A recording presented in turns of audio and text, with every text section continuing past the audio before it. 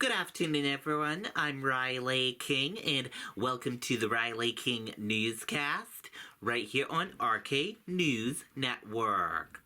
We have a lot of news to get to this afternoon, so let's get started right now.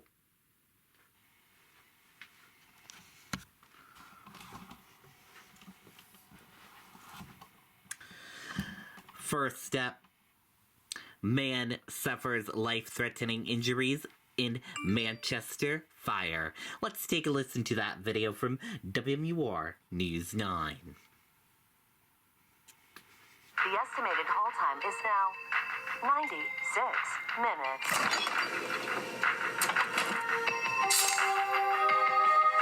Right now, there is an electric crew working in the alley behind this building. Now, witnesses tell us they rushed to make sure that everyone was out, even as firefighters rushed from one scene to another.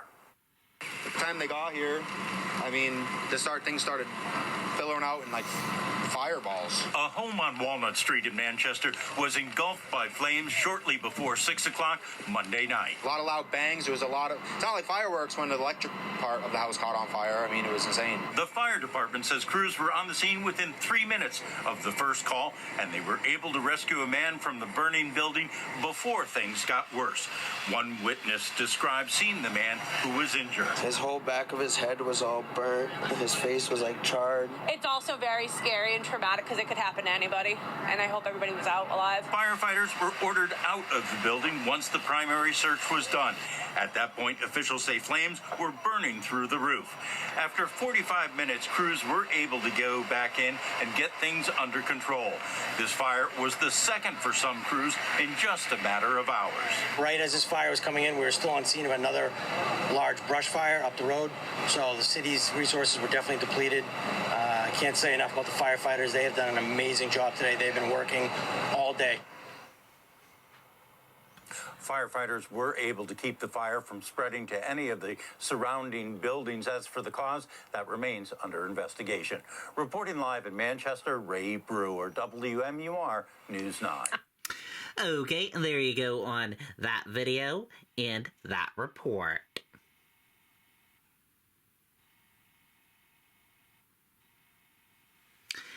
Delta Dental Stadium to feature many promotions for fans this season.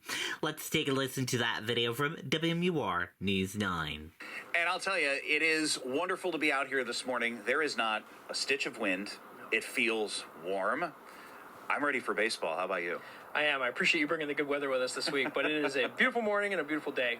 We really hope to see everybody out here tonight. So nearly 70 home games for this season and a lot of promotions to go along with it. Yeah, really every night we have something going on at the ballpark. We have 21 firework nights this year, which is a huge number for us. New this year is Wear It Wednesdays, where we'll have a discounted item in the pro shop during Wednesdays. Friday is Freedom Fridays, buy one, get one free with an active military ID. And then a bunch of our famous theme nights, whether it's Princess Brunches, Marvel Night, Star Wars Night. Really, almost every night there's something either being given away or a promotion going on here to really bring home that ferocious family fun. And the schedules on Frisbees. Yes. Kind of an interesting one for opening night, mixing it up from the magnet schedule, but we're really looking forward to it. It's kind of a fun new item. 12-year-olds with a bunch of Frisbees in the crowd. It's kind of like I remember the old days where they used to do Bat Day. Yes. And kids wandering around with bats in the field. It was always an interesting promotion, so I get it. So you have a team that is on the make. They are 3-0 coming in here, along with the team that they're facing tonight. Should be a pretty competitive game, and I'm sure the players are going to be juiced up for a home opener. Absolutely. Anytime that you're looking to battle for the, leading the division, you're home for your crowd for the first time, have that energy behind them. We're really looking forward to a good series that should be hard fought, and hope for all the fans to come out and cheer them on and really push them through to the end. Brandon, thank you very much for getting up early. It is early hours for you, and I really appreciate it. But tonight, 6:35 first pitch. If you're looking for information, nhfishercats.com has all the information not only for tonight or this homestand, which goes 6 games all the way through Sunday, but at the same time for the entire season if you want to pick and choose which games you want to go to. Should be a beautiful night for baseball tonight. Temperatures in the upper 60s right at 6:30 in the evening. Back to you guys. All right, Kevin, you played some ball in your day. You going to play tonight? No, I will be probably sitting there in the bullpen, and I don't think my number will be called. Yeah. Just Take two. He's preparing for a race, a Boston Marathon, by the way. And If you're a homeowner in New Hampshire and you're still paying for electricity, then you're missing out on free government assistance to go. Okay, and there you go on that video and that report.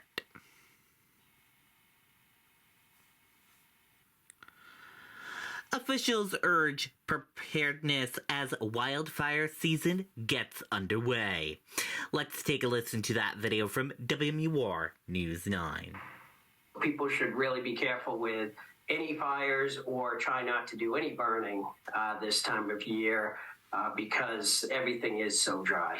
Campfires, brush piles, and wood stove ash, all possible contributors to wildfires. And with the temps heating up this week and more people spending time outdoors, fire officials are urging preparedness. If it's too hot to touch, then it's too hot to leave. Over the past 10 years, there have been more than 1,100 wildfires across the state.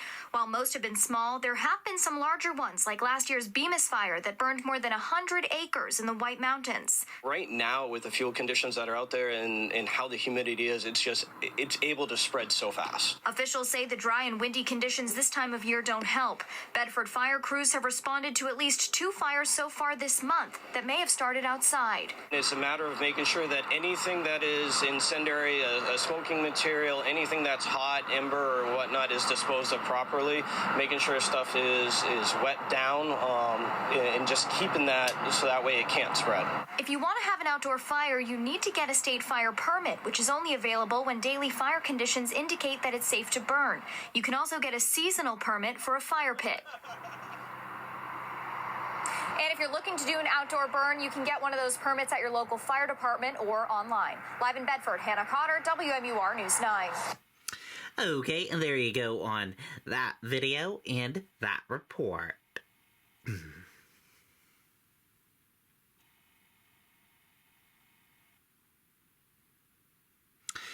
5 victims killed in downtown Louisville bank shooting. Let's take a listen to that video from WLKY News. We're going to continue to talk about the victims in this. All 5 people that were killed were Old National Bank employees. Take a look at your screen right now. Of those 5 employees, another 8 people were injured, including that rookie LMPD officer. 3 have been released. 3 patients are being treated for non-life-threatening injuries. 2 patients, including 1 LMPD officer, are in critical condition. Now, among those who lost their lives, 63-year-old Thomas Elliott. He's a senior vice president at the bank. He was also a close friend of Kentucky Governor Andy Beshear. Made him tear up when he talked about him. 64-year-old Jim Tutt was a market executive at the bank. Tutt was also a native of Frankfort and a University of Kentucky graduate. 40-year-old Joshua Barrick was a graduate of Louisville's Trinity High School and Cincinnati's Xavier University. Also killed in the attacks was 45-year-old bank employee Juliana Farmer, as well as 57-year-old Deanna Eckert, who you just mentioned. 26-year-old Louisville Metro Police rookie Nicholas Wilt is in critical condition. Police said Wilt is one of 3 officers who were hurt responding to the shooting. Officer Wilt graduated from the police academy just 10 days ago. Okay, and there you go on that video and that report. And now let's take a look at your weather and see how the weather is looking like with meteorologist Matt Honing.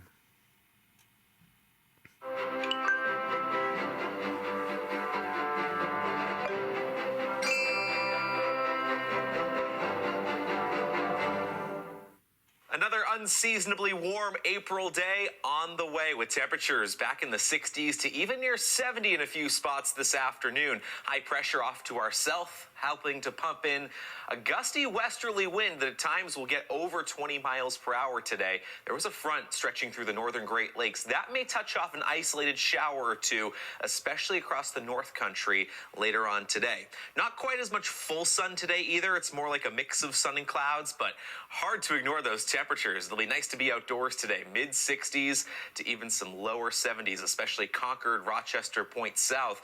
Even along the coastline, that strong westerly breeze will probably hold any sort of sea breeze at bay today. So even the coastline gets in on the mild conditions. Now again, winds are light this morning, but they will increase out of the west this afternoon, at times gusting between 20 and 30 miles per hour. And that will help to elevate the brush fire risk. Much like yesterday, sunny, warm, dry conditions paired with that wind. And we don't really have much in the way of greenery popping up just yet. So fires that get started could spread fast. A good idea probably to limit outdoor burning, not just today, but really most of this week. Also with the dry and mild conditions, the pollen count spiking in the next couple of days. High pollen count today, very high. Wednesday all the way through the weekend. If you may be sensitive to some of the early tree pollen out there like maple, elm, and juniper, you may be sneezing a bit more today or even reaching for the box of tissues, and probably not a whole lot of relief to come through later on this week. Tomorrow is a little bit cooler than today, but still a very pleasant April day for your Wednesday. A mix of sun and clouds. Warmest temperatures will be far south. Upper 60s, Manchester through Nashua. Mid 60s through the Upper Valley and Concord. 50s far to the north, and a sea breeze likely keeps the coastline in the lower 60s very late tomorrow afternoon.